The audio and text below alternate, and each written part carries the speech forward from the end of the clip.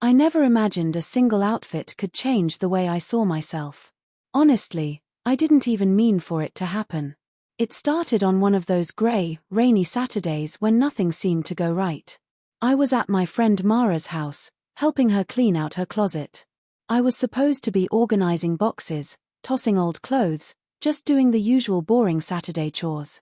But she insisted I try on a few things for fun, like some silly fashion experiment, she called it. I laughed, thinking it would be harmless, just a few quick selfies and a story we'd laugh about later. Then I found it. It was this soft, pastel sweater, the kind that somehow looks like it's been kissed by spring. It had these delicate buttons and a gentle drape that made it seem almost alive when I touched it. I didn't think much at first, I was just curious. But then, somehow, I ended up slipping it over my head. And at that moment, something weird happened. I felt different. Not just in the mirror, but in my chest, like a quiet little spark I hadn't noticed before. Mara was teasing me, of course, laughing like she always did when I awkwardly tried to pose. "You actually pull it off," she said. But her voice faded for a moment as I looked at myself in the mirror. I wasn't seeing the same clumsy, unsure version of me. I saw someone, softer, calmer. Someone who looked like they belonged in this moment, in this outfit, in this light. And for the first time in a long time, I felt a flicker of happiness I couldn't quite explain. I shrugged it off. "It's just a sweater," I joked. But I couldn't shake the feeling. That night, I couldn't stop thinking about it. I thought about the texture against my skin, the way it moved when I walked, the quiet comfort it seemed to wrap me in.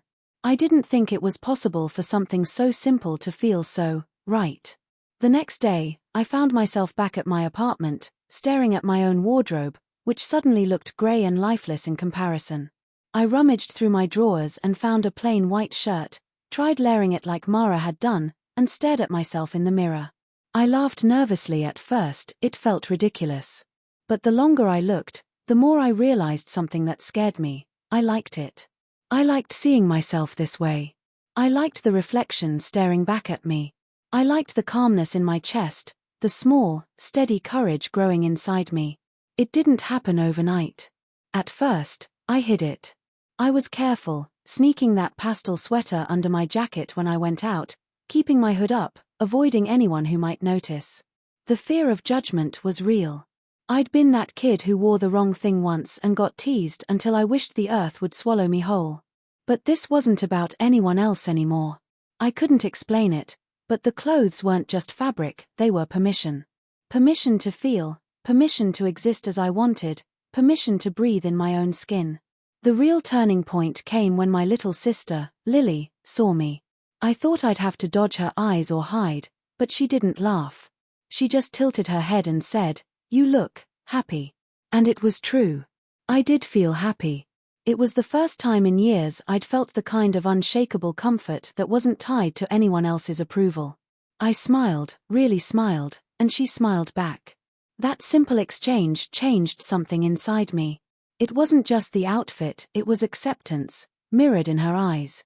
And it made me braver. I started experimenting more, slowly, cautiously.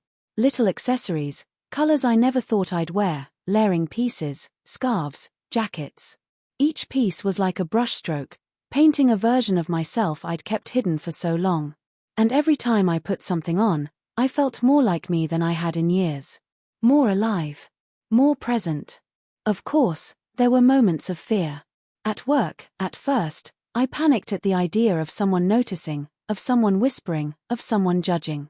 I remember sitting at my desk, tugging at the sleeves of a soft blouse, my heart hammering so loudly I thought everyone could hear it. But then my colleague, Jake, leaned over and said, "That color really suits you." Just that. Just a few words. And it shattered the walls I'd built around myself. Nobody cared, really. And if they did, I realized slowly, painfully, it wasn't my burden to carry. The more I embraced it, the more everything else seemed to shift too. I noticed little things, how I walked, how I spoke, how I laughed. I realized I had been holding myself back for years, hiding who I was in the hope that no one would ever question me. But now, wrapped in layers that made me feel alive, I was unlearning that fear. And the world, quietly, seemed to make space for me. I'll never forget the first time I wore the pastel sweater outside, in public. I was terrified, my stomach knotting as I stepped onto the street. People passed by, strangers with indifferent expressions, some smiling, some not noticing at all. And in that moment, I realized something extraordinary. The outfit didn't make me brave. I did. The sweater didn't give me identity. I did. It simply reminded me that I had the right to show the world who I was, and that I could survive it. From there, things snowballed. I started posting small photos online, sharing snippets of myself, my looks, my tiny adventures in self-expression. The response was overwhelmingly positive, messages from people saying they related, that they felt seen, that they were inspired. And that gave me a new kind of courage. Suddenly, the outfit that had been an accident had become a symbol. Not of fashion, not of frivolity, but of the quiet, persistent power of self-acceptance. But the most important change wasn't in anyone else's eyes, it was in mine. I learned that joy isn't always loud, and identity isn't always dramatic. Sometimes it's a sweater.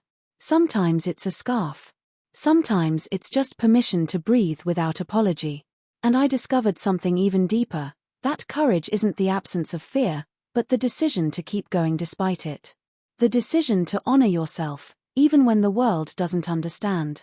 I still have days when I second-guess myself, when I wonder if it's too much or weird, when old fears creep back in. But I've learned to meet them with a quiet smile.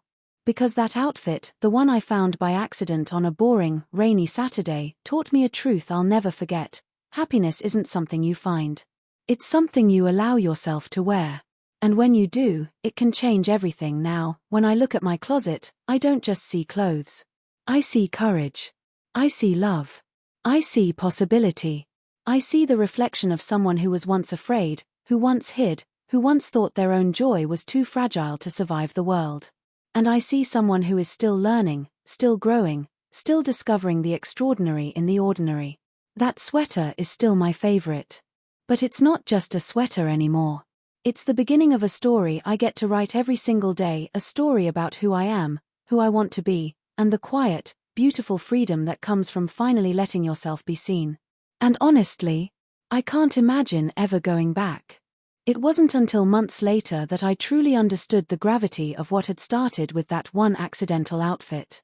By then, my wardrobe had transformed completely, not just the clothes, but my relationship with myself. Every piece I chose carried intention, reflection, and a subtle rebellion against the person I had been. But the world still had its moments, its subtle challenges that tested me in ways I hadn't anticipated. One evening, my parents came over unexpectedly. I hadn't prepared myself, hadn't thought I'd ever show them this side of me. I froze when they walked in, the pastel sweater I had picked out that morning suddenly feeling like armor and a spotlight at the same time. My heart pounded, but I refused to hide this time. "Hey," I said, trying to sound casual, though my voice quivered slightly. My mom raised an eyebrow, glancing at my outfit. My dad shifted in his chair. Silence stretched. I felt my stomach tighten, my palms clammy, but then something remarkable happened. My mom smiled. Not the polite, careful smile she sometimes gave when she didn't know what to say. This was warm, real. "You look happy," she said softly. It was almost exactly what Lily had said months ago.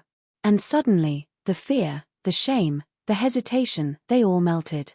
I realized then that acceptance, the kind that truly matters, doesn't come from strangers on the street or even online. It comes from those who have watched you grow, stumble, and try again. And it hit me that I had earned it. After that evening, I began noticing small victories everywhere. A colleague complimenting a bold color choice. A friend sending me a photo of a new outfit and tagging me, asking for my opinion. Strangers messaging me online, sharing their own stories of discovery, bravery, and hesitation. Every interaction reminded me that what I had feared, the judgment, the ridicule, the rejection, was only part of the story.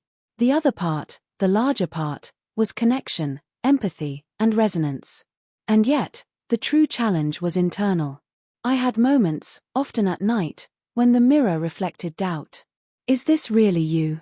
I would whisper to myself. Or is it just a costume, a fleeting thrill?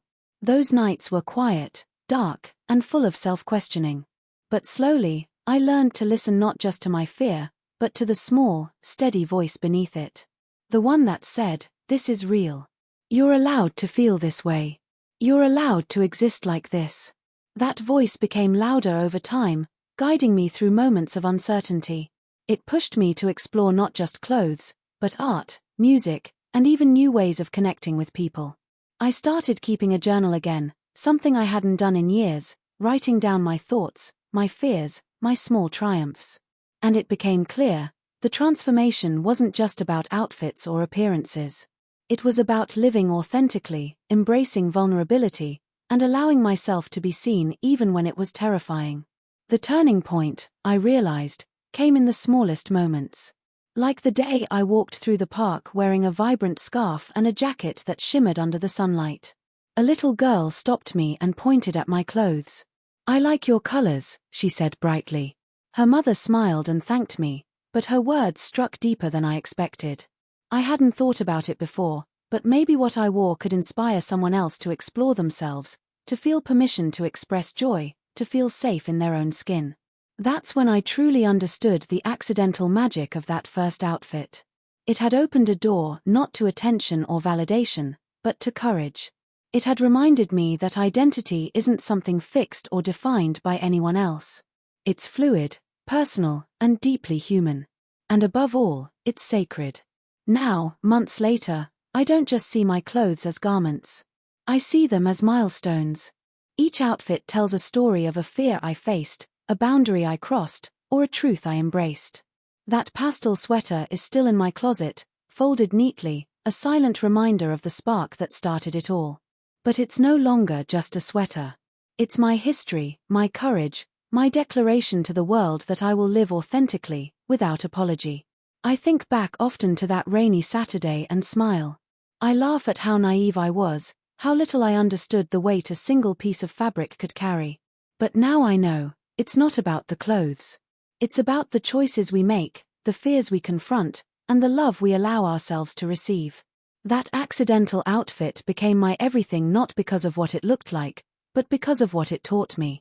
And as I step into the world each day, I carry that lesson with me. That courage can be soft, vulnerability can be strong, and the right outfit, at the right time, can show us who we were always meant to be.